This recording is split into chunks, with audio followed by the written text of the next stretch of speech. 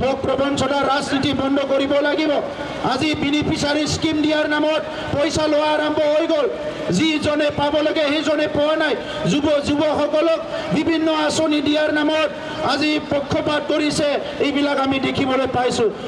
আমাৰ কথা উল্টা পল্টা নহয়, এটাই কথা মনত ৰাখিব, বিটিআৰত 15টা MLA সমষ্টি আছে।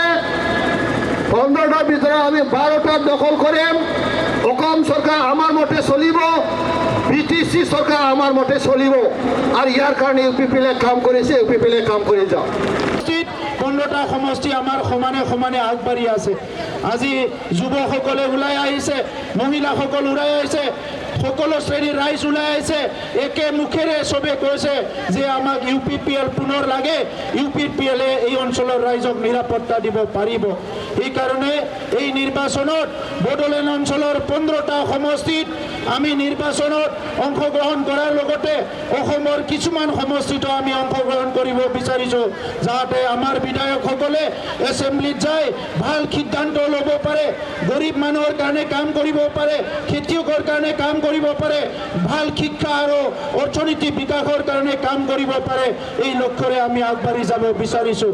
ঠগ প্ৰবঞ্চনাৰ ৰাজনীতি বন্ধ কৰিব লাগিব। আজি বেনিফিচিয়াৰী স্কিম দিয়াৰ নামত পইচা লোৱা আৰম্ভ হৈ গ'ল। যিজনে পাব লাগে সেইজনে পোৱা নাই। যুৱসকলক বিভিন্ন আঁচনি দিয়াৰ নামত আজি পক্ষপাত কৰিছে, এইবিলাক আমি দেখিবলৈ পাইছোঁ। UPPLৰ দিনত এইবিলাক নাছিলে।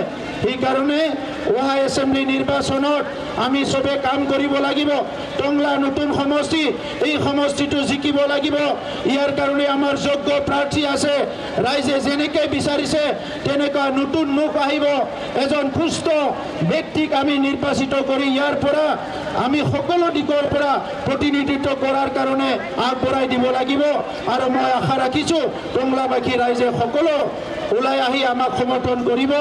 আৰু যেনেকৈ ভেৰগাঁও আমাৰ ভাল, গোৰেশ্বৰ ভাল, তামোলপুৰ ভাল, ঠিক তেনেধৰণৰ আমাৰ প্ৰায়ৰিটি সমষ্টিৰ ভিতৰত টংলা সমষ্টিও আছে। গতিকে টংলা সমষ্টি UPPলে জিকিব, এইটো নিশ্চিত। মই এইখিনিকে কৈ মোৰ ভাষণ সামৰিলোঁ। আমি এতিয়া একেলগে চবে ৰেলীত যাম।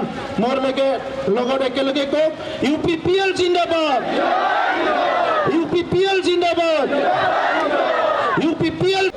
ইতিমধ্যে আমি সিদ্ধান্ত লৈছোঁ, আমাৰ বিটিআৰ অঞ্চলৰ 15টা সমষ্টিৰ ভিতৰত UPPলে 15টাৰ ভিতৰত আমি অসম চৰকাৰখন চলাব পৰাকৈ, অসম চৰকাৰ যাতে আমাৰ কথা মতে চলিব পাৰে, ইয়াৰে এটা ব্যৱস্থা আমি লৈছোঁ। 15টাৰ ভিতৰত আমি অথনি আমাৰ ৰাকেশ ডাঙৰীয়াই 10টা ল'ব বুলি কৈছোঁ। আমি কৈছোঁ আমি 12টা ল'ম। 15টাৰ ভিতৰত আমি 12টা ল'ম। আৰু চাব, আমাক নুশুনাকৈ BTC চৰকাৰ নচলিব। 12টা MLA আমি ল'ম অসম চৰকাৰক। অসমৰ কোনো দলে আমাক বাদ দি পেলাই চৰকাৰ গঠন কৰিব নোৱাৰে। আৰু আমি 12টা লোৱাৰ পিছত অসম চৰকাৰ আমাৰ মতে চলিব লাগিব। আৰু BTC আমাক নুশুনাকৈ হাগ্ৰামা মহলীয়া চৰকাৰ গঠন কৰিব নোৱাৰিব। চিধা কথা। গতিকে আমাৰ হাতৰ সন্মুখত সুবিধা আহি আছে, আৰু সেই সুবিধাখন আমি সকলোৱে ল'ব লাগে। আৰু মই ভাবোঁ বিটিআৰবাসী ৰাইজে এই কথাখিনি বুজি পাইছে।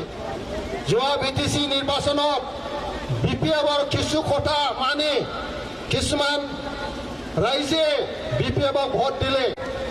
BPF যিটো কথাটো কৈ পেলাই ৰাইজৰ পৰা ভোট লৈছিলে, কিন্তু ওলোটাই তেওঁলোকে ৰিজাল্টৰ পিছত ৰাইজক তেওঁলোকে ওলোটা কৰি পেলাই চৰকাৰ কাৰোবাৰ লগত লগ লাগি পেলাই চৰকাৰ গঠন।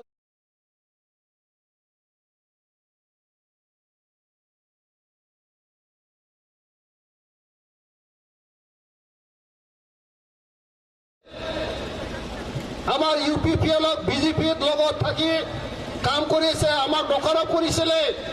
বিভিন্ন ৰাজনৈতিক শব্দ ব্যৱহাৰ কৰি পেলাই তেওঁলোকে জাতিগত কিছুমান কথা কৈ পেলাই ৰাইজৰ মাজত বিভ্ৰান্ত পৰিস্থিতিৰ সৃষ্টি কৰিছিলে। ৰাইজে ভুলত BPFক ভোট দিলে, কিন্তু নিৰ্বাচনৰ পিছত 28জন MCLA লৈও BPFে কিন্তু অকলে চৰকাৰ গঠন কৰিব পৰা নাই। ইয়াৰ মূল অৰ্থটো কি? আজিৰ তাৰিখৰ আটাইতকৈ দুৰ্বল হ'ল আগ্ৰহ মহিলাৰ নেতৃত্বৰ BPF পাৰ্টি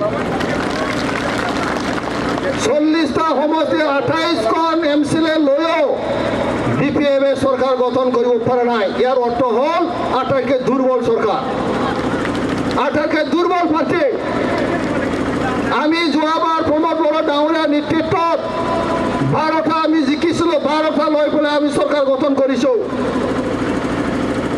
কিন্তু 28টা লৈ অকলে চৰকাৰ গঠন কৰিব পৰা নাই BPF কৈছিলে কিন্তু BTC নিৰ্বাচন সময়ছোৱাত আমি অকলে চৰকাৰ গঠন কৰিম বুলি কিন্তু 28টা লৈ তেওঁলোকে অকলে চৰকাৰ গঠন কৰিব পৰা নাই কাৰোবাৰ লগত শৰণাপন্ন হৈ পেলাই চৰকাৰ গঠন কৰিব লগা হৈছে হয় না নহয় ৰাইজসকল তো শক্তি কাৰ্ডৰ বেছি থাকিলে UPPL হাতত শক্তি আছে গতিকে এইবাৰ আমি UPPL দলে বিটিআৰ অঞ্চলৰ সকলো জাতি জনগোষ্ঠী ধৰ্মাৱলম্বীসকলক একেলগে লৈ পেলাই আমি যিটো কথা কম সেইটোকে আমি কাম কৰাই দেখুৱাইছোঁ এইবাৰো আমি যিটো কথা কম সেইটোকে আমি কাম কৰাই দেখুৱাম যোৱা BTC শাসনকালত এই অঞ্চলত শান্তি আনিম বুলি কোৱা হৈছিল UPPL শান্তি আনিবলৈ আমি সক্ষম হৈছোঁ বিভিন্ন জাতি জনগোষ্ঠীৰ মাজত ভাতৃত্ববোধ ৰক্ষা কৰি পেলাই আমি কাম কৰিম বুলি কৈছিলোঁ আমি এইটো পাৰিছোঁ বিভিন্ন জাতি জনগোষ্ঠীৰ মাজত এই সংহতিৰ প্ৰয়োজন আছিল আমি এই সংহতি সমন্বয় কৰি তুলিম বুলি আমি কৈছিলোঁ UPPL কৰিব পাৰিছে বড়ো পৰিস্থিতি আমি শেষ কৰিম বুলি কৈছিলোঁ প্ৰমোদ বড়ো ডাঙৰীয়াৰ নেতৃত্বৰ 5টা বছৰ বড়ো নাইকিয়া হৈ গ'ল আমি একেলগে সকলোৱে ইয়াত মিলা প্ৰীতিৰে জীয়াই থকাৰ কাৰণে পৰিৱেশ আমি সৃষ্টি কৰিবলৈ সক্ষম হৈছোঁ সেইটো হ'ল UPPL তো গতিকে ৰাইজ আমাৰ কথা উল্টা পাল্টা নহয় এটাই কথা মনত ৰাখিব BTRত 15টা MLA সমষ্টি আছে 15টাৰ ভিতৰত আমি 12টা দখল কৰিম অসম চৰকাৰ আমাৰ মতে চলিব BTC চৰকাৰ আমাৰ মতে চলিব আৰু ইয়াৰ কাৰণে UPPL কাম কৰিছে UPPL কাম কৰি যাওক হ'ব না ৰাইজসকল পাৰিবনে তো ভেৰগাঁৱৰ 2টা সমষ্টি দায়িত্ব দি হ'ল আজি এটা হ'ল ভেৰগাঁও আৰু এটা হ'ল টংলা এই টংলা আৰু ভেৰগাঁও সমষ্টি UPPL হাতত আনিবই লাগিব UPPL হাতত আনিবই লাগিব আৰু এই টংলা সমষ্টিৰ বাকী ৰাইজক আমাৰ চৰকাৰ অহাৰ পিছত মই আমাৰ চৰকাৰ বুলি কৈছোঁ কাৰণ UPPLক বাদ দি পেলাই অসম চৰকাৰ কৰিব নোৱাৰিব গতিকে যথেষ্ট আমাৰ ভূমিকা আছে UPPLৰ গতিকে ৰাইজসকলক আজি মই অনুৰোধ কৰিছোঁ প্ৰমোদ বড়ো ডাঙৰীয়াৰ নেতৃত্বত UPPL ৰাইজ UPPL দল শক্তিশালী আছিলে শক্তিশালী আছে অনাগত দিনত শক্তিশালী হৈ থাকিব আৰু আগন্তুক বিধানসভা নিৰ্বাচনত আমাৰ শক্তি আমি ৰাইজক দেখুৱাম ৰাইজৰ মৰম লৈ পেলাই আমি অসমখন চলাবৰ কাৰণে আমি আগবাঢ়ি যাম আকৌ BTC অঞ্চলৰ ৰাইজৰ কাৰণে যিখিনি পৰিস্থিতি দৰকাৰ শান্তি সম্প্ৰীতি মিলা প্ৰীতিৰ এই পৰিস্থিতি UPPLৰ দ্বাৰা আমি কৰিম UPPL অবিহনে কোনে ইয়াত শান্তি পৰিৱেশ আনিব নোৱাৰে বিভিন্ন দল আছে বিভিন্ন দল সংগঠনে কাম কৰে বহুতে শান্তি সম্প্ৰীতিৰ কথা কয় কিন্তু সাম্প্ৰদায়িক কথা বিয়পাবলৈ আমাৰ অঞ্চলত অশান্তি সৃষ্টি কৰিবৰ কাৰণে চেষ্টা কৰি থাকে ইয়াৰ বাবে আমি সকলোৱে সাৱধান হ'ব লাগিব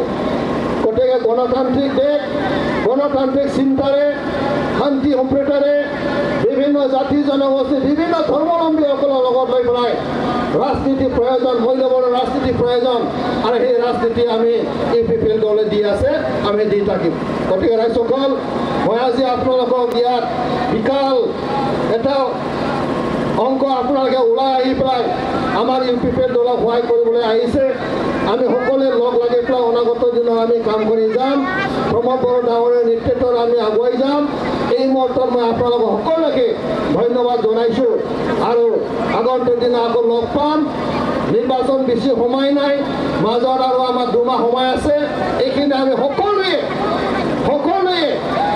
আমাৰ মহিলাগত মাইনৰিটি চেল, আমাৰ বেংগলী চেল আছে, সকলো চেল কমিটিবিলাকে নিজৰ নিজৰ অঞ্চলত নিজৰ নিজৰ গাঁৱৰ সোমাইখিনি ধুনীয়াকৈ কাম কৰিব, আমি জিকি যাম। ধন্যবাদ। ইউ পি পি এল জিন্দাবাদ। ইউ পি পি এল জিন্দাবাদ।